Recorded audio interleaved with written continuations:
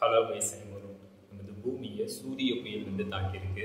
அதை பற்றி தான் நம்ம இப்போ பார்க்க போகிறோம். இந்த மாதிரி புது புது அப்டேட் நீங்கள் இப்போ போனால் மறக்காம இந்த சேனல் வந்து சப்ஸ்கிரைப் பண்ணுங்கள். இப்போ உங்கள் டீட்டெயில் தான் போகும்.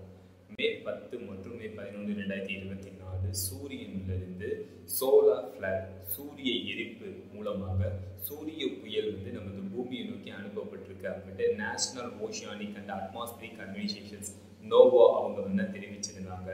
சூரியனிலிருந்து அனுப்பப்பட்ட சூரிய புயல் வந்து நமது பூமியை வந்து தாக்கியிருக்கு.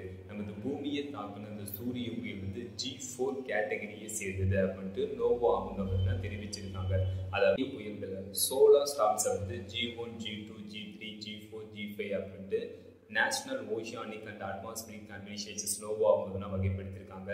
அது G1லேருந்து G3 வரை இருக்கிற சோலார் ஸ்டோர்ம்ஸ் வந்து மிக லேசான சூரிய புயல் அப்படின்ட்டும், G4லேருந்து G5 இருக்கிற சோலார் ஸ்டோர்ம்ஸ் வந்து பவர்ஃபுல்லான சூரிய புயல் அப்படின்ட்டு national oceanic and atmospheric conversations அவங்க வந்து வகைப்படுத்தியிருக்காங்க.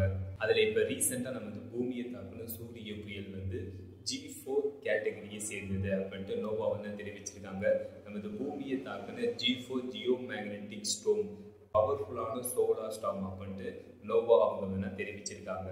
இந்த பூமியை தாக்குன சூரிய புயலான G4 ஜியோ மேக்னெட்டிக் ஸ்டார்ம் இதனால யூரோப்லேருந்து ஆஸ்திரேலியா வர அரோரானால பிங்க், ரெட், கிரீன், பர்பிள் இந்த கலர் தான் வந்து ஏற்பட்டிருக்கு. வானத்துல சூரிய புயல் தாக்குறதுனால G4 ஜியோ மேக்னெட்டிக் ஸ்டோம் இந்த பவர்ஃபுல்லான சோலார் ஸ்டோம் இந்த பவர்ஃபுல்லான சூரிய புயல் வந்து பூமியை தாக்கி இருக்கு.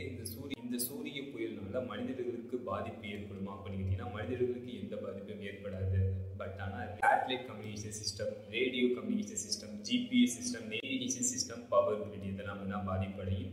பூமியை தாக்குன பவர்ஃபுல்லான சூரிய புயலான G4 ஜியோ மேக்னெட்டிக் ஸ்டோம் இதனால கம்யூனிகேஷன்ஸ் நெட்வொர்க் வந்து எந்த அளவு பாதிப்படைஞ்சிருக்கு அப்படின்ட்டு எனக்கு தான் தெரிய வரும். இந்த சூரிய புயல்கள் வந்து எதனால உருவாகுது அப்படின்னு கேட்டீங்கன்னா சோலார் சைக்கிள்னால உருவாகுது. சூரியனோட சுழற்சியினால இது வந்து உருவாகுது.